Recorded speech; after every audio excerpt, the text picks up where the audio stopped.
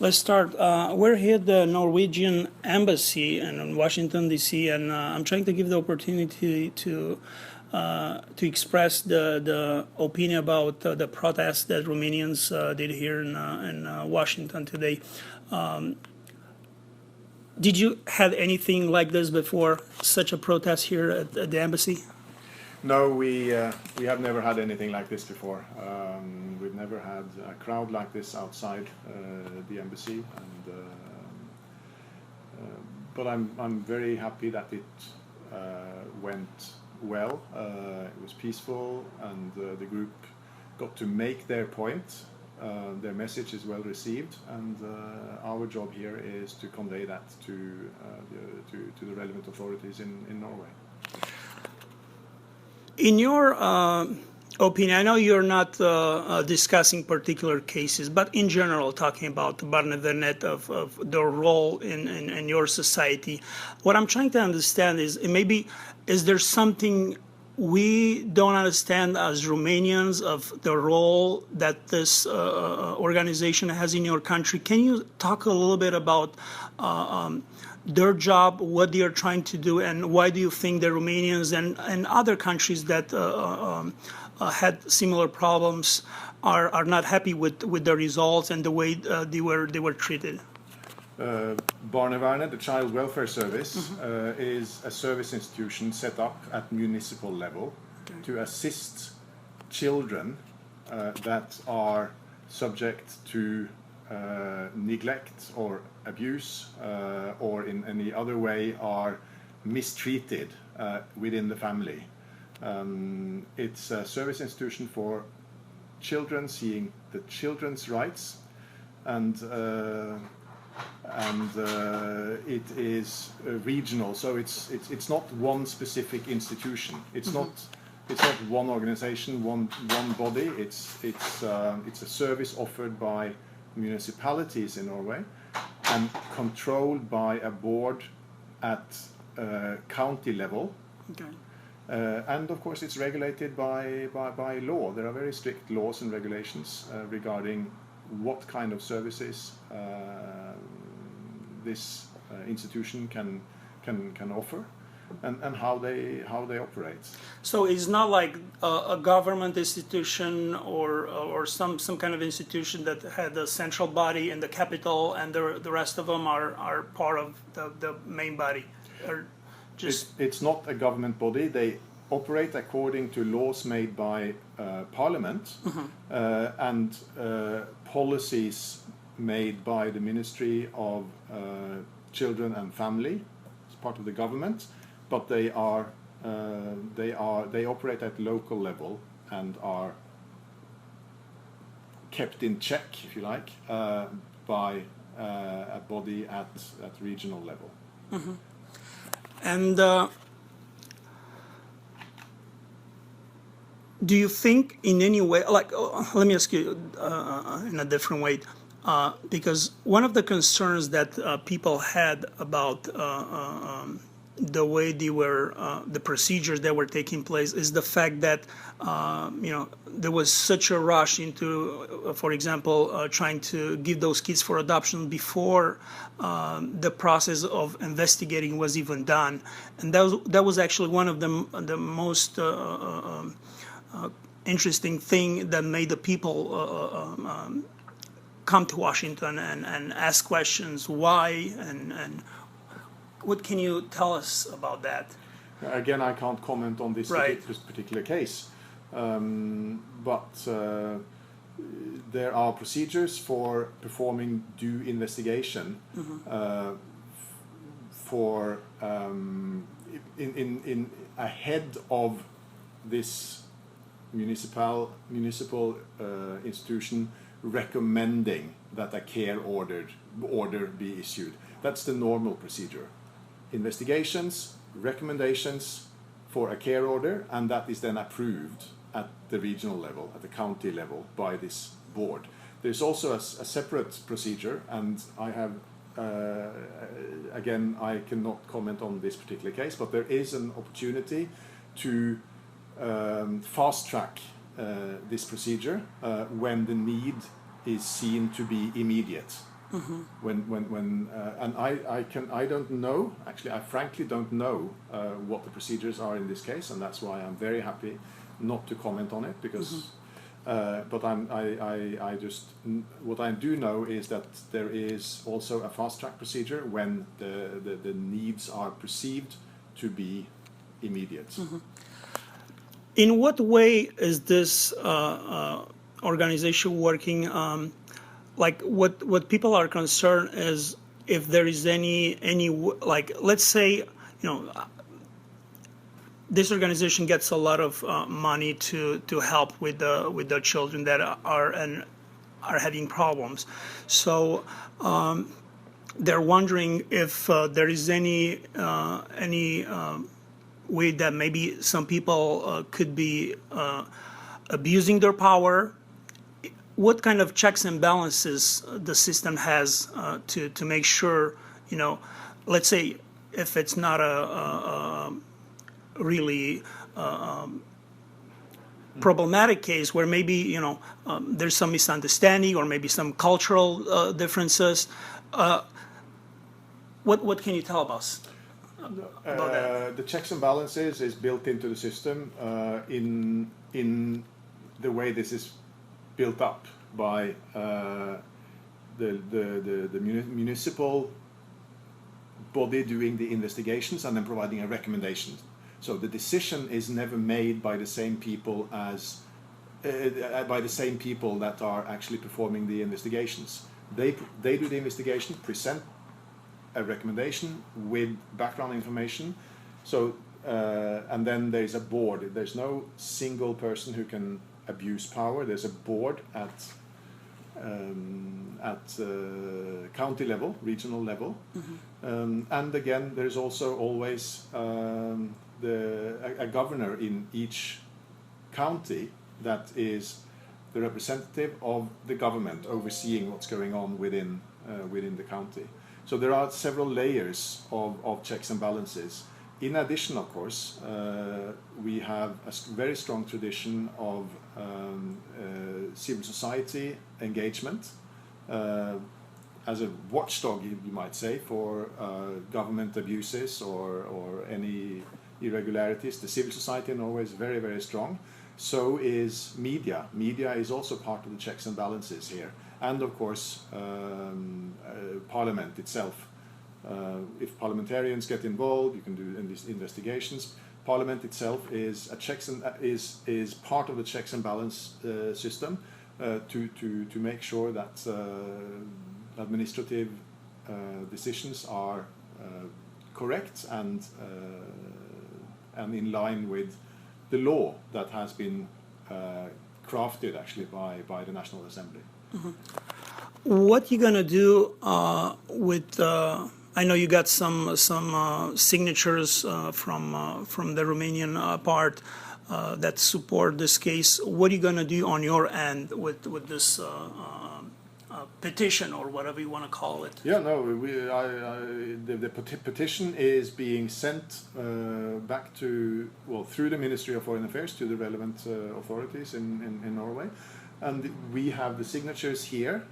We report the number and we'll send them home if they want to see proof. Right. But we will keep them here as part of the archive of the embassy unless there is a request to actually see them.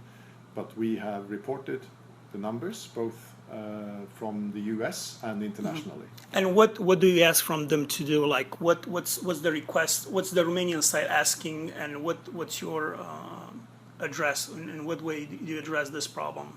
No, we are just reporting. We are eyes and ears on the ground here in the United States, and this is where the protests took place today. And our job is then to lend our ear to the request and convey that. So that's what we're doing. But we would also like to try to explain the way things are working in this area and how the child welfare services are working, and that's why we provided the group that came here today with some background information in a folder And that is also why we've posted background information about what we are talking about now on our website and on our Facebook account. Related to this case, or Not related to this case in particular, again, but with the in general, reservation that... but it related in a way because we brought this issue. Yes, of course. It is... we had not done it if it hadn't been for the fact that there is attention. Right. We feel a responsibility to provide correct information. There is... I do read social media. I do see that there is a lot of misconceptions and misunderstandings about how the system is working. And we see it as our task to contribute to providing accurate information about the Norwegian system.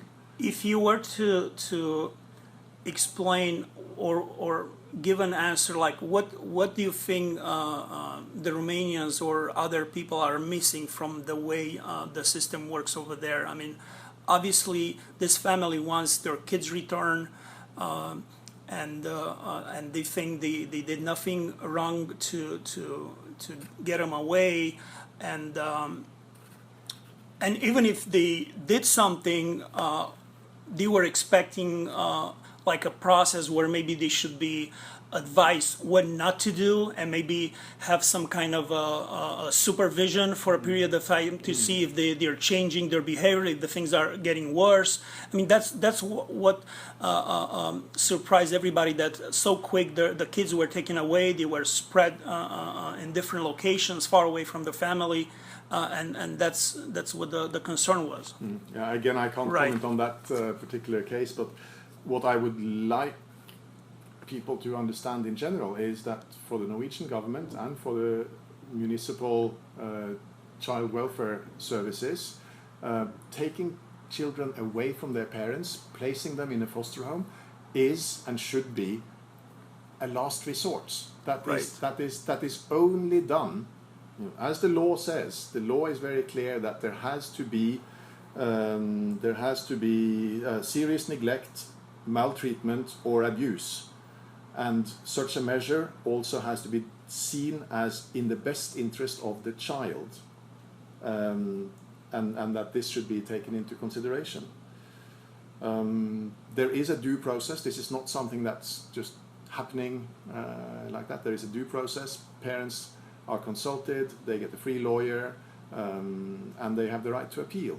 And also, I hope that it should be understood that in principle such a measure, to take children away from their parents, is and should be only a temporary measure, and the children, the parents have the right to appeal every year, and once they are deemed to be able to provide adequate care, the child should be returned to the parents.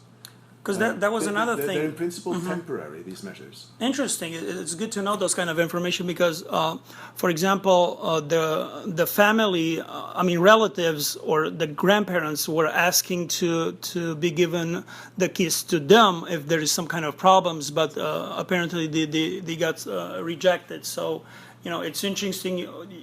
You're saying that that's a temporary thing, and you can ask every year. Even the parents can do that. The parents can do that. As far as I know, only the parents can do that, because the underlying principle here is that children are the responsibility of parents. Right. But do they have to provide some proofs that something changed, or let's say if they're gonna come a year later, what kind of changes this institution expects from the parents, or in general, I am not an expert You're not on sure, that. okay. I'm sorry, I can't. I wish I could. Yeah, I'm getting into a little bit more specifics that it's hard to tell. Yeah, no, that's where we are, and but I do want to say also that I wish there was an understanding that religion can never be a reason why children are taken away from parents.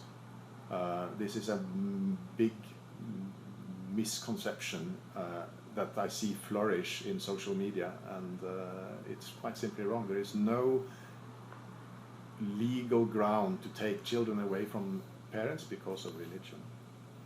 Well, I mean, apparently what they were saying that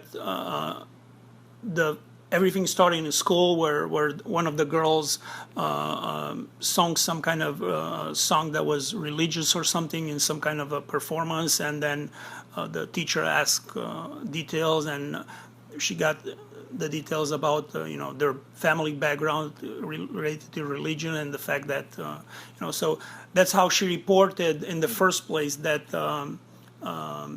the kids were kind of indoctrinated. There is religious freedom in Norway. Yeah, I mean, it's interesting because it's true the parents were from Pentecostal religion and lots of Pentecostal people and people from other religions in Norway, and that is not a problem in itself. And what's also interesting is the fact that it's a mixed family. The mother it's from Norway and the father is Romanian, and the fact that the mother was working in Bucharest to help children on the street, 'cause that's apparently how they met. It's really interesting, that she ended up being accused of abusing its own kids and all that. Yeah, well, that's an ongoing case, and I can't comment on that again. But of course, it's a challenge when you have families with connections and loyalty and cultural family bonds to two different countries. But the prevailing principle is, and that's recognized by Romania also, is that you follow the law in the country where you reside, where the children are. Right. But in the same time, Norway has to respect again the human rights, like universal laws that the country is member of. Norway has to respect all international conventions and human rights related agreements, of course. And as far as I know, we do that. Well, thank you so much for taking your time to answer those questions, and hopefully we'll hear good news, and things will sort out in a way. Thank you.